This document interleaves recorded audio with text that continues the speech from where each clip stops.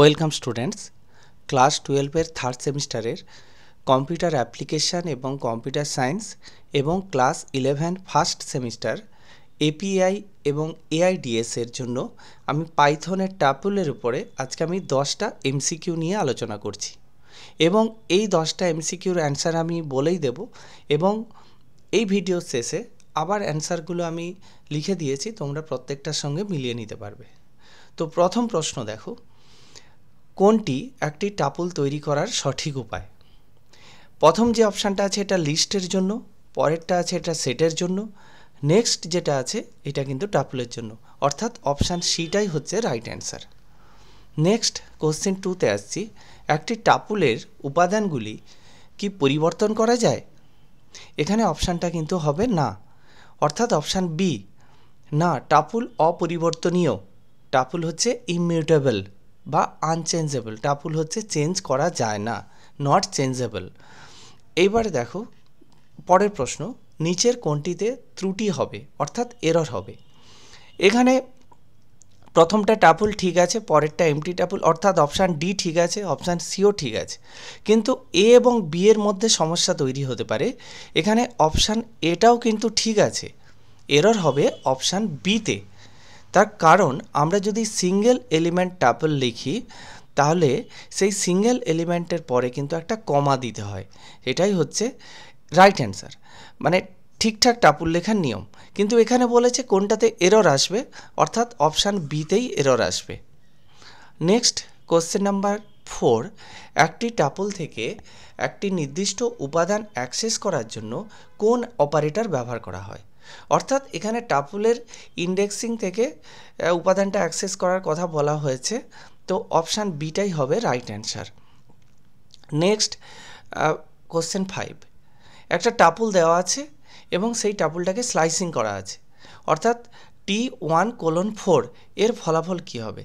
এখানে স্লাইসিংয়ের মানে তোমরা সবাই জানো যে লোয়ার ইন্ডেক্সটা নেবে এবং আপার ইন্ডেক্সটাকে এক্সক্লুড করবে, অর্থাৎ বাদ দেবে। তাহলে কত নেবে? ইন্ডেক্স 1 থেকে ইন্ডেক্স 3 এর মধ্যে যে ডেটাগুলো আছে সেগুলোকেই নেবে। তাহলে এর ইন্ডেক্সটা দেখে নেওয়া যাক। ফার্স্ট এলিমেন্টের ইন্ডেক্স 0, নেক্সট 1, তারপর 2, 3 অ্যান্ড 4। তাহলে যেটা নেবে 1 থেকে 3 এই ইন্ডেক্সটা নেবে, বাকি ইন্ডেক্সগুলো নেবে না। তাহলে যে এলিমেন্টটা আছে 2, 3, 4 সেটাই হচ্ছে রাইট অ্যান্সার, অর্থাৎ অপশান বি। নেক্সট পরের প্রশ্নতে চলে যাই। 6 নম্বর প্রশ্ন, একটি টাপুলের উপাদান সংখ্যা জানতে কোন ফাংশন ব্যবহার করা হয়? উপাদান মানে এখানে এলিমেন্ট বলেছে, একটা টাপুলে কতগুলো এলিমেন্ট আছে সেটা জানার জন্য যে ফাংশনটা ব্যবহার করা হয় সেটা তোমরা সবাই জানো, এতদিনে শিখে নিয়েছো নিশ্চয়ই, লেন ফাংশন। অর্থাৎ টাপুলের আমরা লেন্থ বের করার জন্য যে ফাংশন ব্যবহার করি সেটা হচ্ছে লেন ফাংশন। নেক্সট কোশ্চেন 7, নিম্নলিখিত কোডটির আউটপুট কি হবে? এখানে একটা টাপুল দেওয়া আছে 10, 20, 30, 10-এর ইন্ডেক্স 0, 20-এর ইন্ডেক্স 1 এবং 30-এর ইন্ডেক্স হবে 2। তো প্রিন্ট t.index20, অর্থাৎ ইন্ডেক্সের মধ্যে যে ভ্যালুটা দেওয়া আছে ইন্ডেক্স ফাংশনের মধ্যে, মেথডের মধ্যে, সেই ভ্যালুর ইন্ডেক্স কত? তাহলে 20-এর ইন্ডেক্স কত এখানে তোমরা সবাই দেখতে পাচ্ছ 1।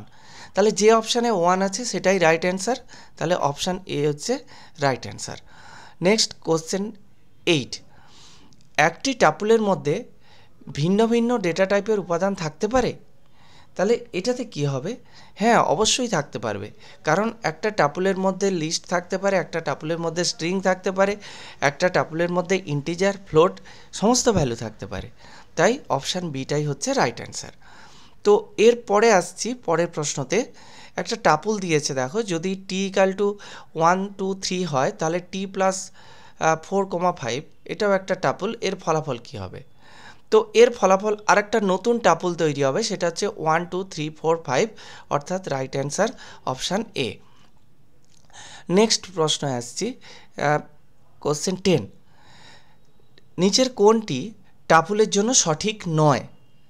এখানে টাপুলের জন্য সঠিক নয়, অপশান বিটা প্রথমেই আমার চোখে এলো, এটাই হচ্ছে রাইট অ্যান্সারও হবে, যে টাপুলের উপাদান যোগ বা মুছে ফেলা যায়, কিন্তু টাপুলের উপাদান কখনো যোগ বা মুছে ফেলা যায় না, তাই টাপুলের জন্য কিন্তু এটা সঠিক নয়। এবার আমি এখানে উত্তরমালা হিসাবে অ্যান্সারগুলো দিয়ে দিয়েছি, এখানে স্ক্রিনশট নিয়ে নাও। এই অ্যান্সারগুলো নিয়ে তোমরা মিলিয়ে নাও, এখানেও ডেসক্রিপশান দেওয়া আছে, তোমরা আবার ভিডিওটা চালিয়ে তোমরা এই অ্যান্সারগুলোর সঙ্গে প্রশ্নের যে অ্যান্সারগুলো আমি বললাম সেগুলো তোমরা মিলিয়ে নিতে পারো। আজকের ভিডিও এই পর্যন্ত। এই ভিডিওটা ভালো লেগে থাকলে অবশ্যই লাইক করো এবং কমেন্ট বক্সে কমেন্ট করে জানাও ভিডিওটা কেমন লেগেছে। আমার চ্যানেলে নতুন হয়ে থাকলে অবশ্যই চ্যানেলটিকে সাবস্ক্রাইব করো। Thank you.